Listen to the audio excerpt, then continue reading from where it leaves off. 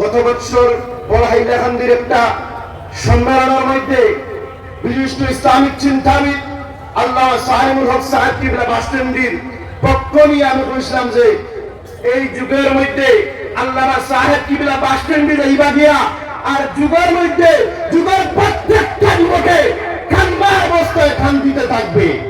কি আমি কইলাম সোশ্যাল মিডিয়াতে ভিডিওটা ভাইরাল হইল, আমার অনেক গালিগালাজ করা হইল। আল্লাহ হাবিব সাল্লাল্লাহু আলাইহি ওয়াসাল্লামে তার উম্মতি হলে কোনদিন গালি শিখাইছেন না।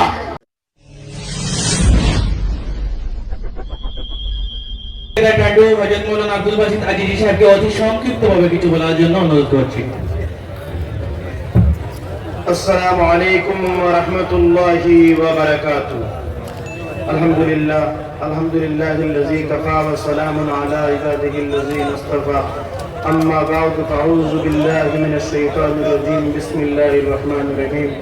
ওয়া মা আরসালনাকা ইল্লা রাহমাতাল লিল আলামিন। সাদাকাল্লাহুল আলিয়্যুল আযীম।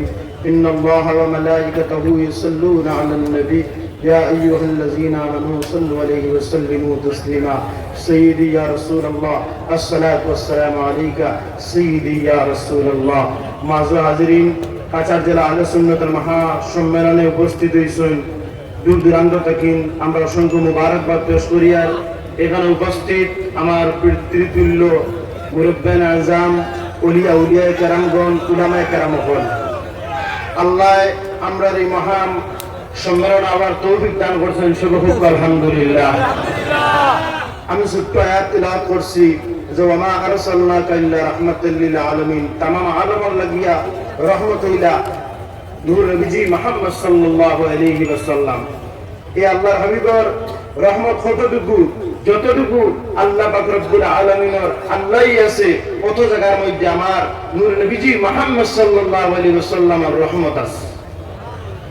আমারে বিভিন্ন সময় বিভিন্ন প্রশ্ন করা হয় বিভিন্ন জায়গায় যে তুমি দেন আজকে এই মহাসম্মেলন করবাই, এই সম্মেলন কিতা তুমি দেন ঠেলাঠেলি করবাইনি।